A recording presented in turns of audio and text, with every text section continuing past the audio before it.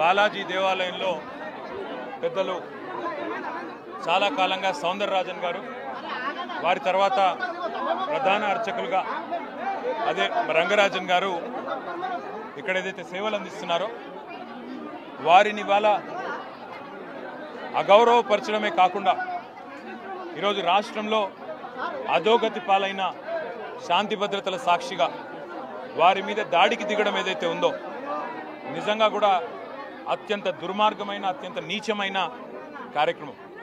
ఇది ఎవరు చేసినా, ఏ పేరిట చేసినా, ఏ ఎజెండాతో చేసినా శాంతి భద్రతల విషయంలో మాత్రం ఉక్కుపాదంతో వ్యవహరించాల్సిన బాధ్యత రాష్ట్ర ప్రభుత్వం మీదనే ఉంటుంది. ఇవాళ భగవంతుడి సేవలో నిమగ్నమయ్యే పెద్దలు రంగరాజన్ గారు, సౌందరరాజన్ గారి కుటుంబం పరిస్థితి ఈ విధంగా ఉంది అంటే మరి రాష్ట్రంలో శాంతి భద్రతలు ఎంత అధ్వానంగా ఉన్నాయో దీన్ని బట్టి చెప్పవచ్చు.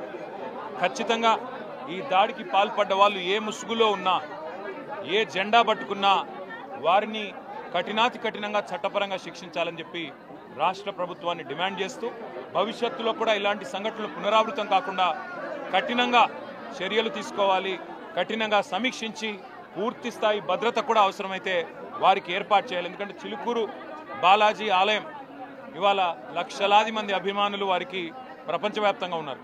అట్లాంటి చిలుకూరు బాలాజీ ఆలయానికి మరి గొప్పగా సేవలు అందిస్తున్న ఆ కుటుంబాన్ని సౌందరరాజన్ గారు కానీ, రంగరాజన్ గారు కానీ వారిని అవమానించడం అంటే నిజంగా కూడా ఆ స్వామివారి భక్తులను అవమానించడమే, ఒక దైవ భక్తుడిని అవమానించడం అంటే దేవుణ్ణి కూడా అవమానించినట్టే. కాబట్టి తక్షణమే ఈ విషయంలో కఠినాతి కఠినంగా భవిష్యత్తులో మళ్ళీ ఇట్లాంటి పునరావృతం కాకుండా చర్యలు తీసుకోవాలని ప్రభుత్వాన్ని డిమాండ్ చేస్తూ ఉన్నాం.